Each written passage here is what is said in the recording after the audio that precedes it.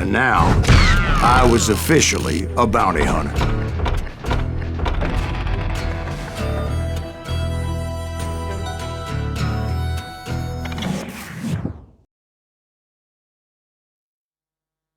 So, did you finally go after that Bob feller?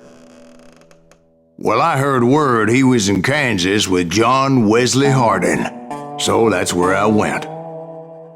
Where in Kansas?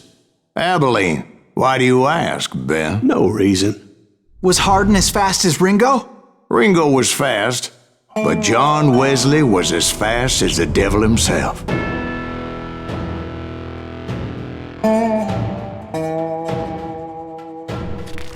Hell, he killed his first man at 15. From that day forward, he had a price on his head and wouldn't back down for nobody, not even Wild Bill Hickok himself.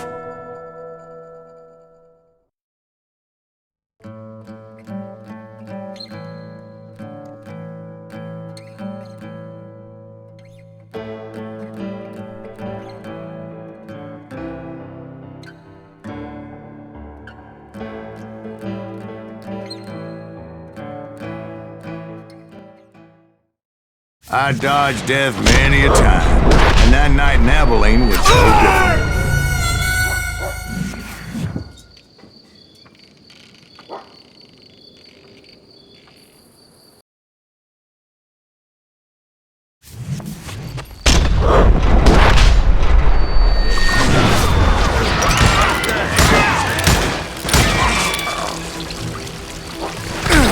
I was there with the intention of finding that bastard Bob and collecting the bounty on John Wesley.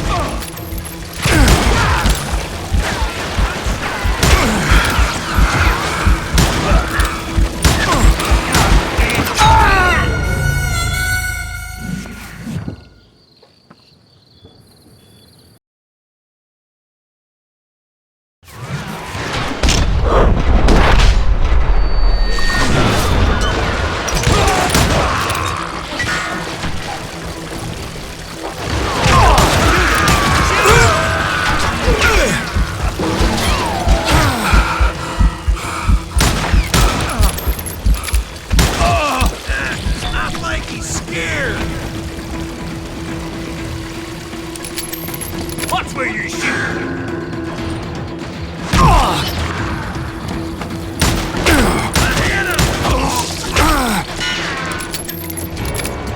There he is!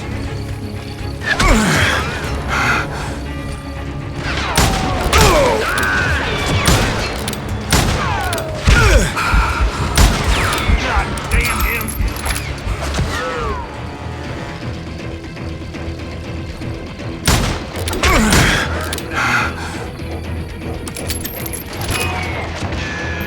Can't get a good shot at him. Come out, you yellow bastard!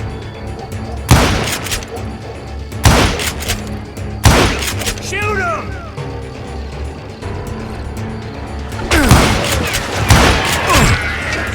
Son of a bitch!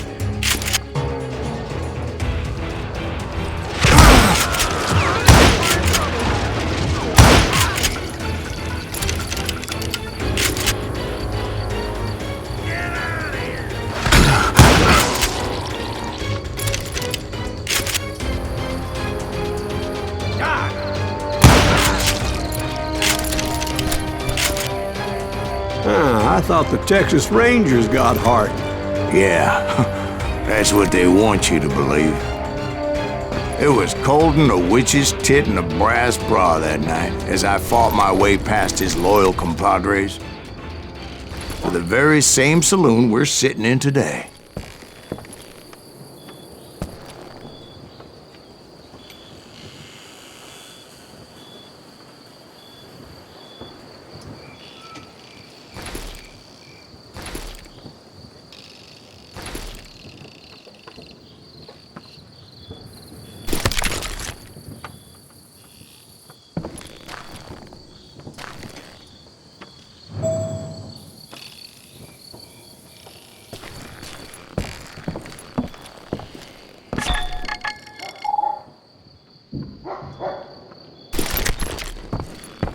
Look around and imagine this place painted in blood. Hardin was waiting for me.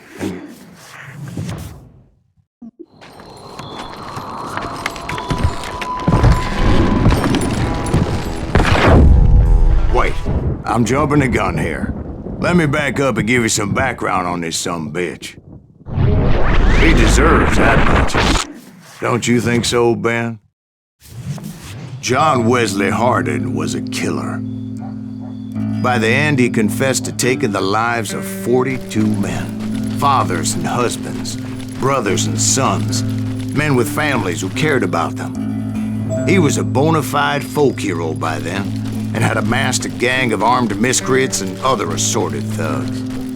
He and his men set up camp outside of town, and I was hoping Bob was among them. Shit, it's cold out here. I'm freezing my giblets off.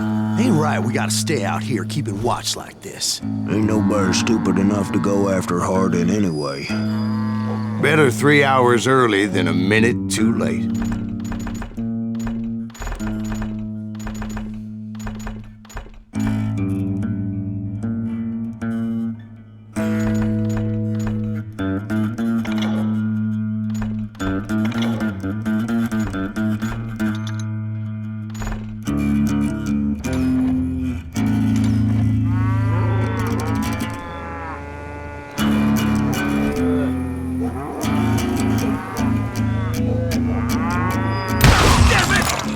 Son of a bitch! They didn't ask why I was there. They knew. I had to spill a lot of blood to find out Hardin wasn't in that camp. He was carousing in town with his closest friends. Hardin's boys apparently didn't want me to reach the Bull's Head. Some were hightailing it into town to inform their jefe of my unwelcomed presence.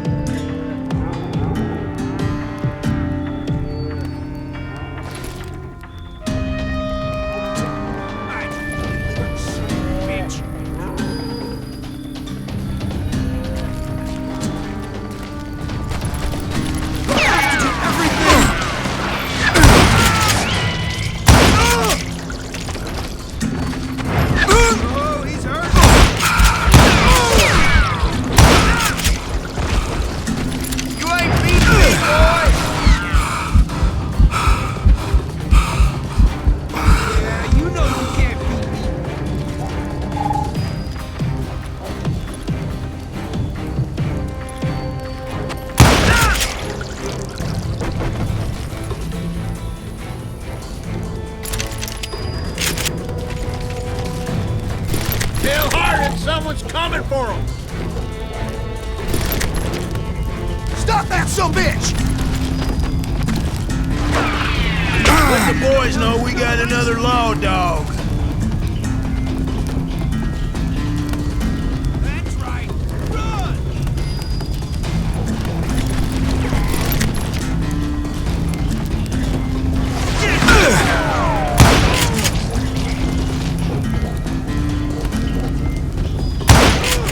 I wondered if Bob was among them.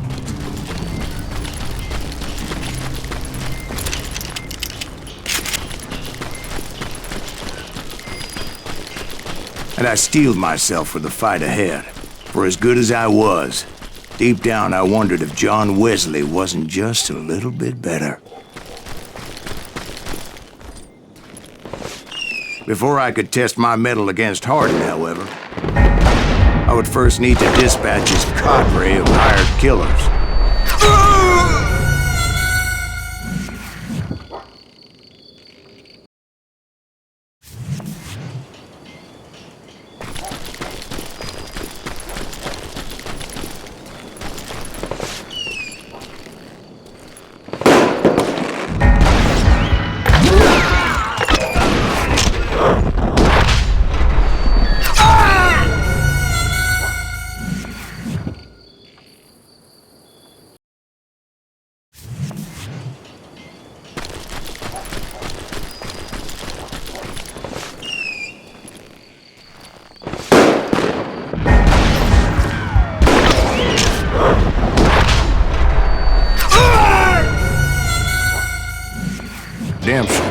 But John Wesley might have been a different story.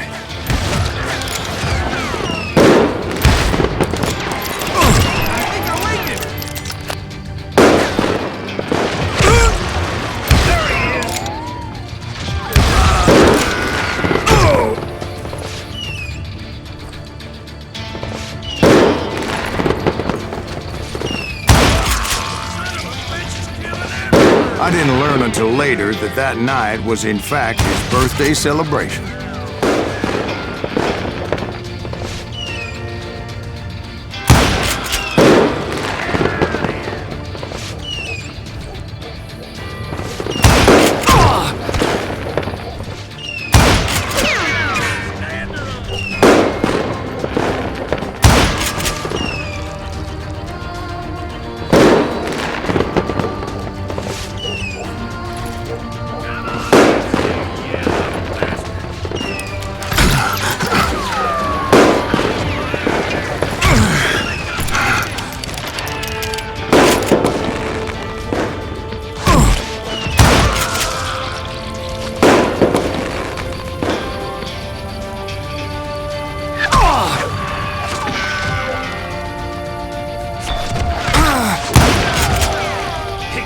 Shot at it!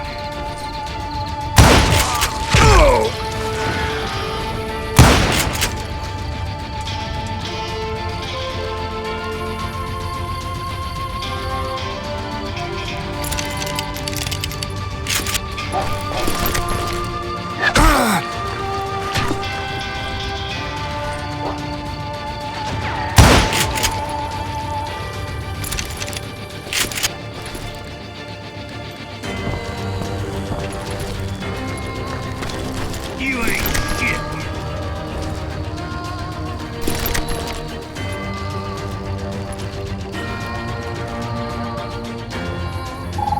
Crazy bastard!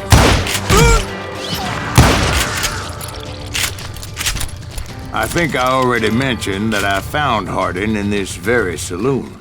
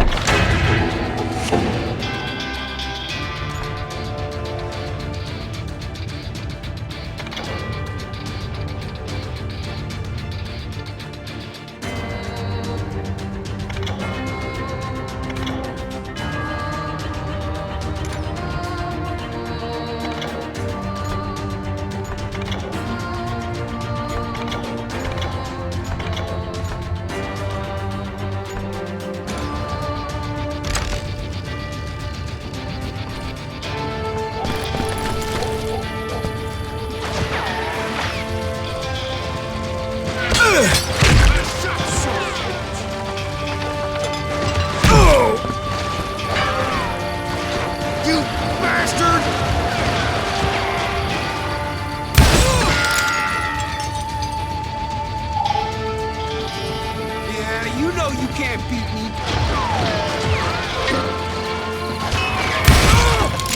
Rule the day.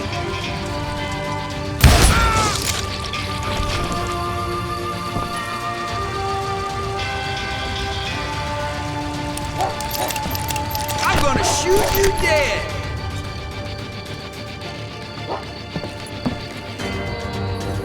Suffice it to say, nobody there was happy to see me.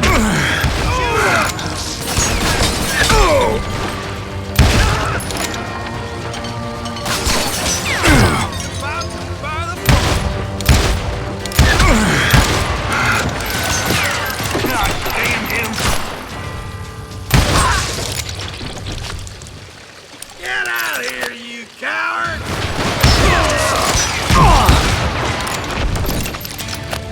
I've had about In fact, I felt a certain hostility. You just met your match!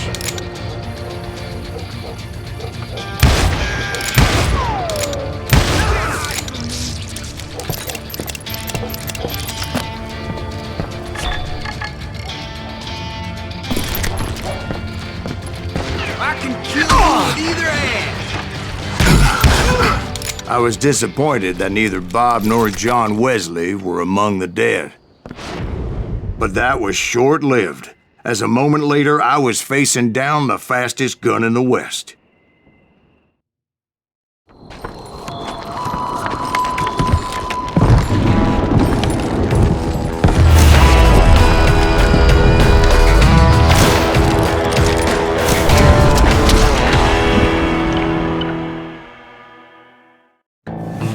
I felt a bolt of adrenaline, or maybe that was fear. He was well known for his tricks, and I knew I'd need my own if I was ever to defeat him.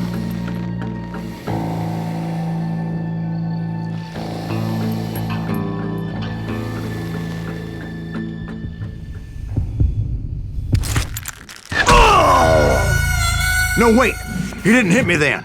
I'm sure of it.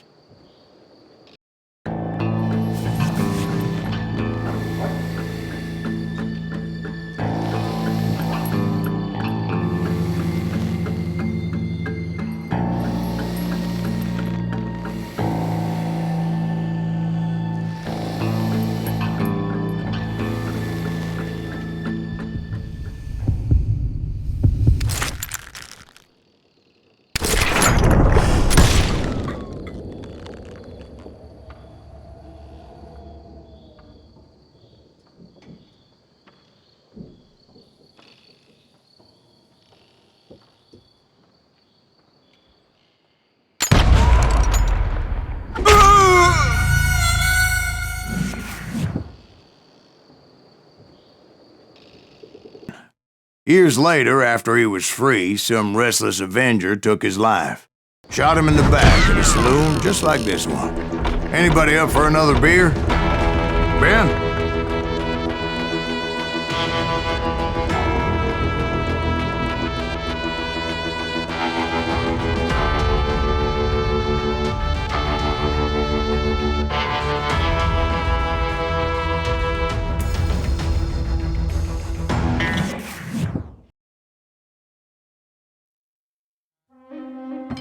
Thank you, darling. Yeah, some say revenge is a dish best served cold. So whatever happened to that Bob guy you were after? Personally, I'd like to hear some of your other adventures. Like, I don't know, did you ever go toe-to-toe with a red man?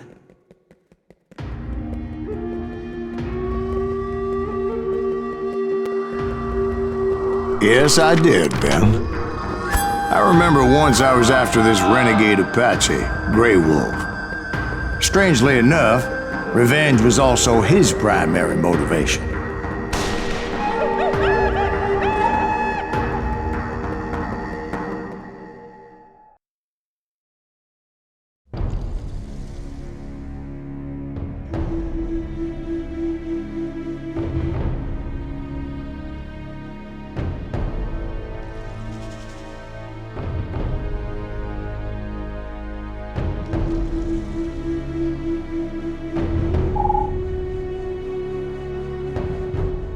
A bounty was put on Grey Wolf's head, and that's how I came to hunt him in the mountains.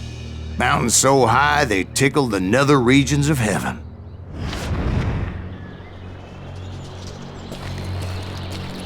Grey Wolf was a Chiricahua Apache medicine man who had led a war party in revenge for a massacre against his people. The U.S. Army had attacked his tribe during his daughter's sacred sunrise ceremony, and the slaughter was unspeakable. I understood his anger, as there's nothing more traumatic than seeing those you love die in a cruel and painful death. Right from the beginning, I couldn't shake the feeling that Grey Wolf was watching my every move. He led a band of young Apache warriors who wanted retribution and were more than willing to die for him.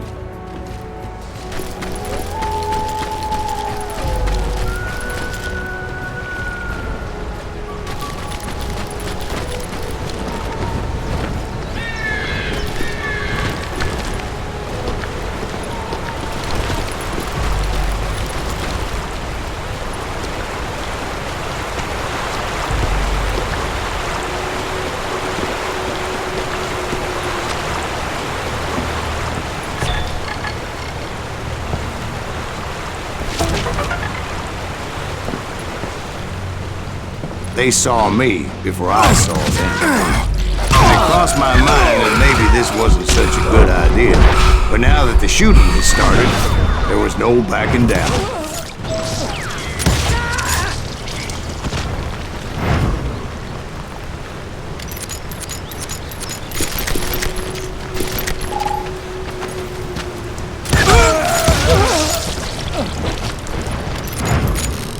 It was rugged country, the winter home of the Chiricahuas, and that's why they had retreated there.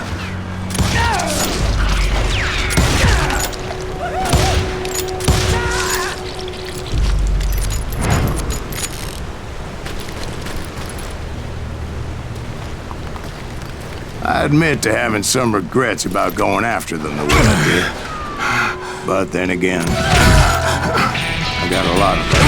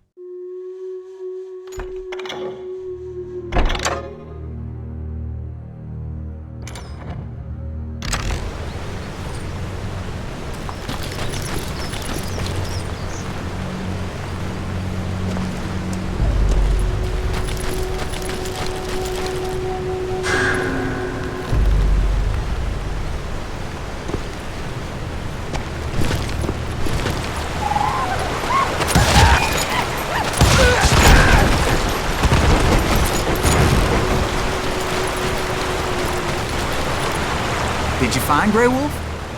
Not at that moment, but I did find the entrance to their hideout.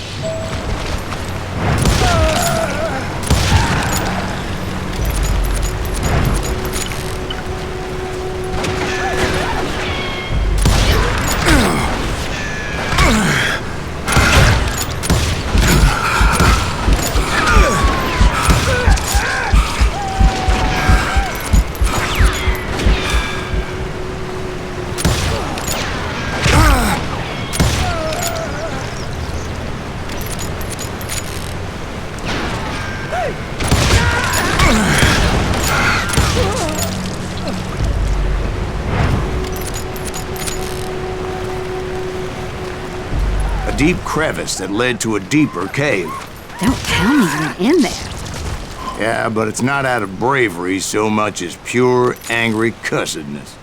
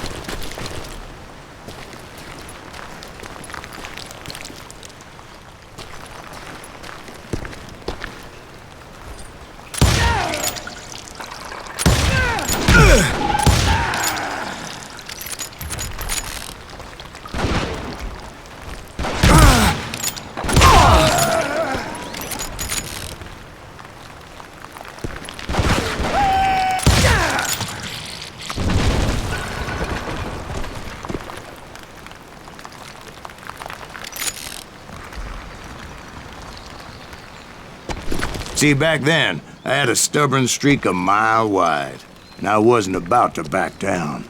So it was like pitch black in there? Actually, it was pretty well lit, as they had torches on the walls.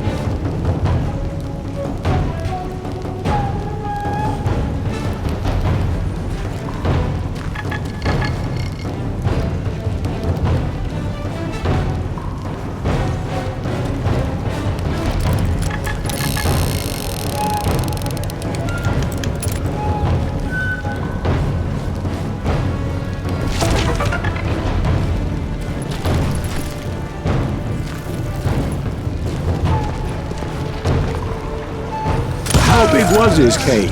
Big as hell, Ben. Chiricahua had hid out there during the Indian Wars.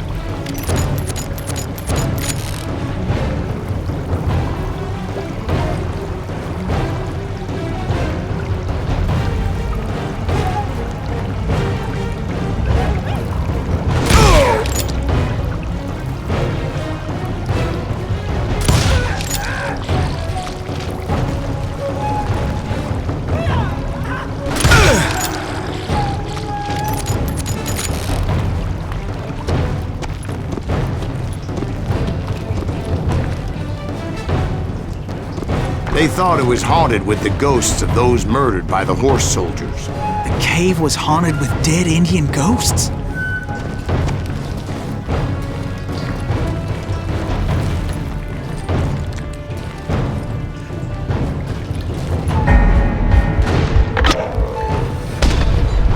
To be honest, I was more concerned with the live ones than the dead ones.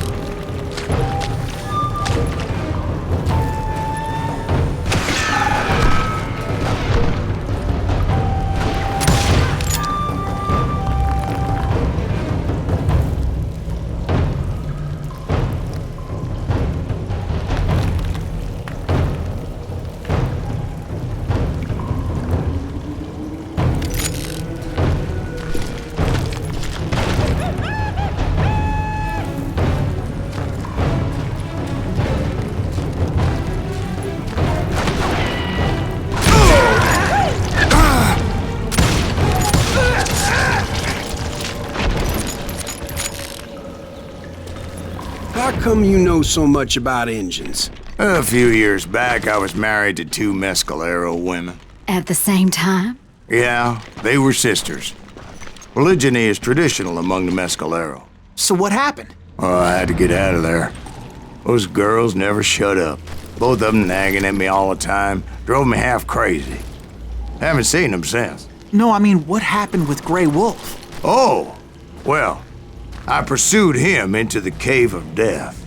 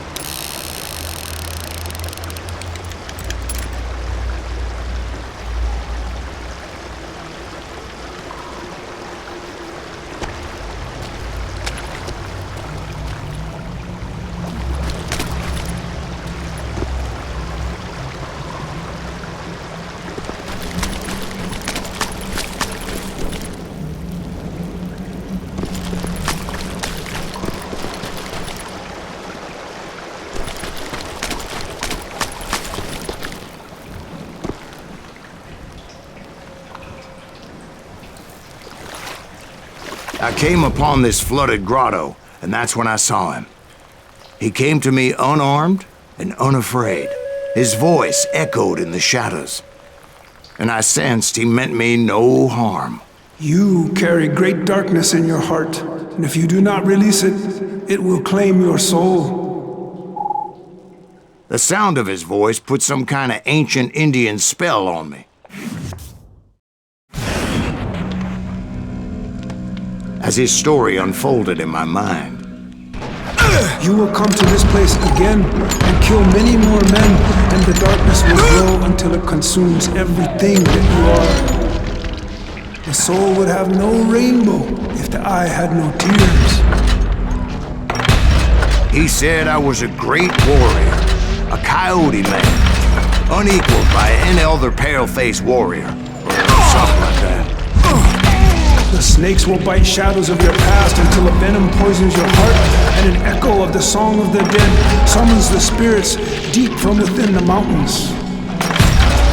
I didn't quite get what he was saying, but there was definitely snakes. And indeed, his warriors surrounded me and attacked me like hungry wolverines.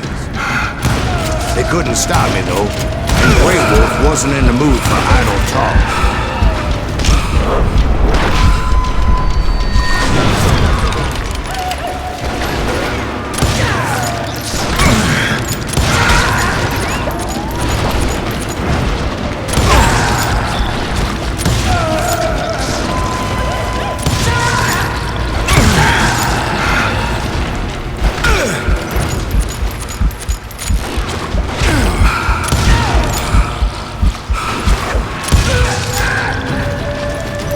I swear I couldn't see any way out of this trap. But suddenly, one just appeared. Kind of like a miracle.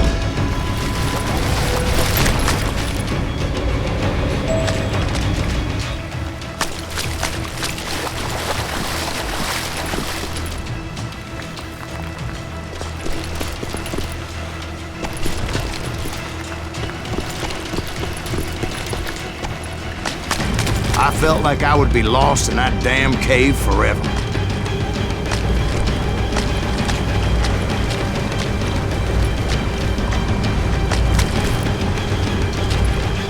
Finally, I found myself back outside, perched on the edge of a precipice, overlooking a thundering white-water river. To get where I was going required several leaps of faith, but no way in hell I was turning back.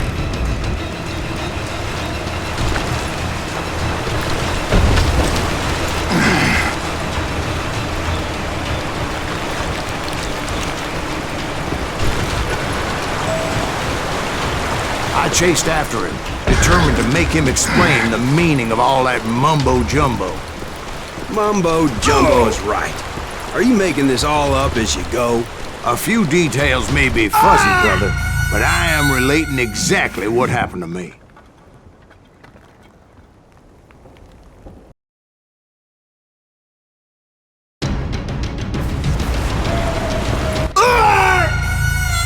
Not seen before.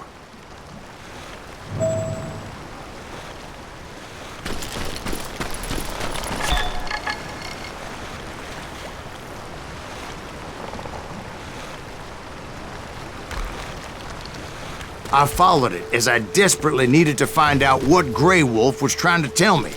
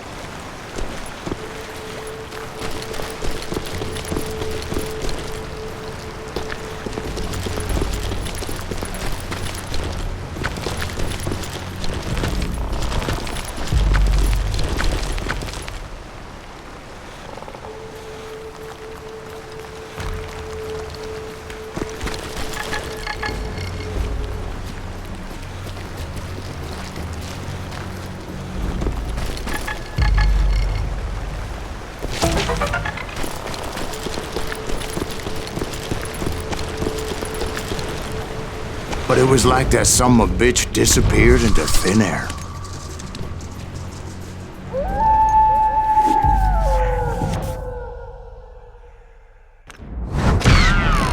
Never did find him.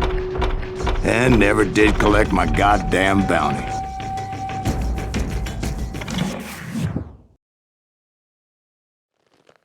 Thank you, darling. It's interesting how the truth can sometimes seem might malleable, depending upon your point of view. Like how those dime novels make you out to be something you're not? Jack, don't be starting trouble. No, he's right. They do tend to exaggerate. Did they exaggerate your part in taking down the Daltons? Well, I was there in the flesh, boy, so I saw what happened firsthand.